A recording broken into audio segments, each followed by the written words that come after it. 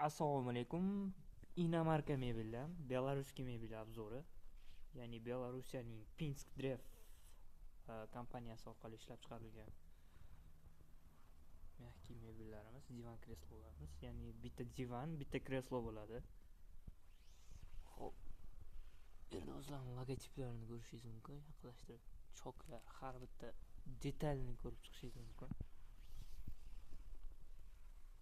Tabiiy yog'och, tabiiy teridan qilingan.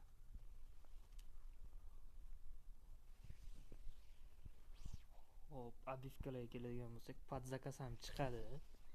Podzakaz chiqadigan material ko'jalarda nimalari, namunalari, ya'ni tabiiy teridan.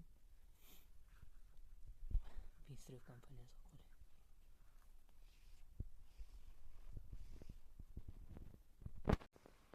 Izabel 2 modeli.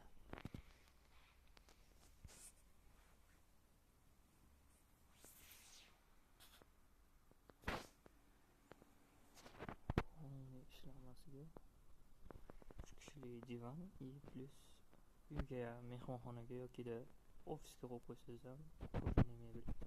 Hop, o'tgan safargi videoda aytib ketganimdek 50 ming siklda o'tgan safar aksel modelimiz.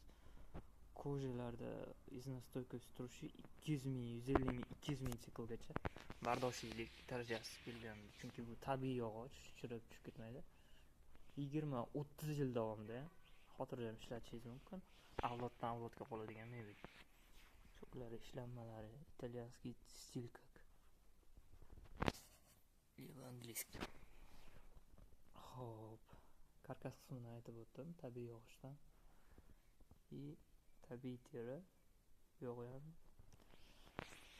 пружинный blok bonne и penopolitan. Hop, bu divanimiz ham mexanizmli bo'ladi.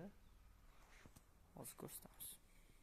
Hop, bu ko'jani divanimizning mexanizmi, fabrik mexanizmi bo'ladi. Xotirjam, bir kishi oddiy holatda chivani ko'rishingiz mumkin. Oson olinadi. 3 ta qatlam tashlanadi.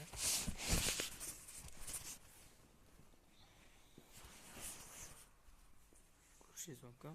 Olingandan keyin yog'i ham oson chiqadigan mexanizm. Ya'ni ishxonada yolg'iz qolganda yoki yotishga, uyga mehmon kelganda, uyga ishlatganingizda yoki shuni ochiladi.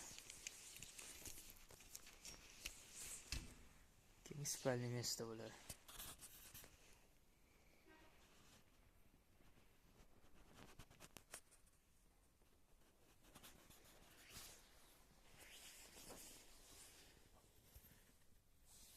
Past qismlarini ham ko'rishingiz mumkin.